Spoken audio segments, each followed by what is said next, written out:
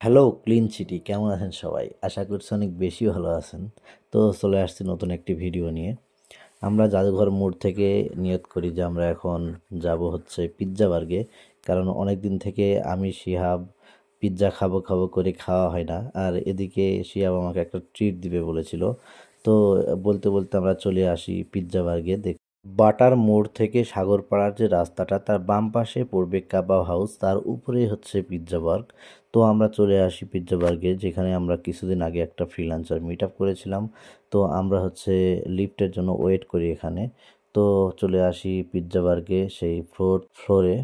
তো আসলেই পিৎজা বার্গ এখন একটা রাজশাহীর ভাইরাল রেস্টুরেন্ট, যেখানে অনেক বেশি ভিডিও চলছে এবং সবাই আসছে এখানে খাওয়া দাওয়া করার জন্য।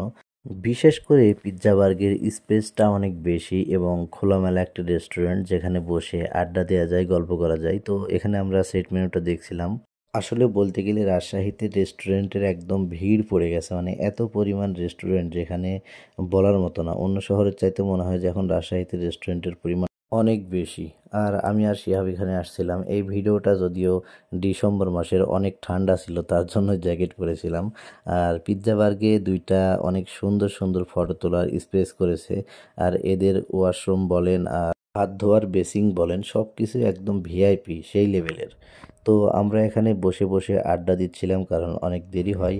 আর এখানে বড়লোকি পিৎজা দেখছিলাম। আর এখানে নাকি এই কাউন্টারে যেয়ে অর্ডার করে আসতে হয়, এটাই জানলাম আমরা। আর এখানে শিয়া পিৎজা খাবে বলে অধীর আগ্রহে বসেছিল, আর আমি চলে যাচ্ছি কাউন্টারে অর্ডার করার জন্য।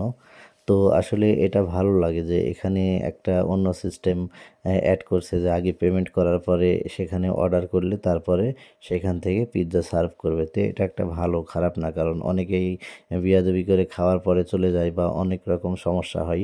তো আমরা ভাবলাম যে অর্ডার করার পরে অনেক সময় পাচ্ছি, তো কি করব, এর জন্য আমরা কিছু ফটো তুলে ফেললাম এখানে। কারণ পিৎজা বার্গের এখন দেখা যাচ্ছে ফেসবুকে এত পরিমাণ ফটো যে নিজের ফটো তুলতেই লজ্জা লাগছিল, যে এই একই ব্যাকগ্রাউন্ডের ফটো মানে পুরা ফেসবুক রাজশাহীবাসীর।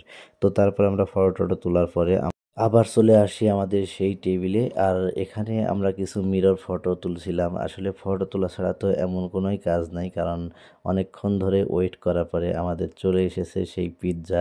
আমার কাছে আসলে পিৎজাটা খাওয়ার থেকে দেখতেই ভালো লাগে, কারণ দেখতে অনেক সুন্দর, কিন্তু খেতে এতটা সুন্দর আমার কাছে লাগে না। আর পেপসি নিয়েছিলাম দুইটা আমরা। শিহাব এমনভাবে তাকিয়ে আছে যে একবারে না পারলে খাই। তো আসলে আমাদের যে বিয়াদবি একটা স্বভাব, যে খাবার আগে রেখে ফটোশ্যুট করা, সেটা করেছিলাম। আর এই যে এই পেপসি দুইটা নিয়েছিলাম আমরা।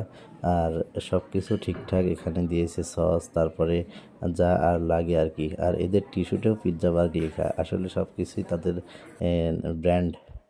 তো আমি আসলে আগে পিৎজাটা টেস্ট করেছিলাম যে আসলে কেমন লাগে দেখি। তো আমার কাছে ভালো লাগেনি, আমি ভিডিওতে সেটাই বলছিলাম।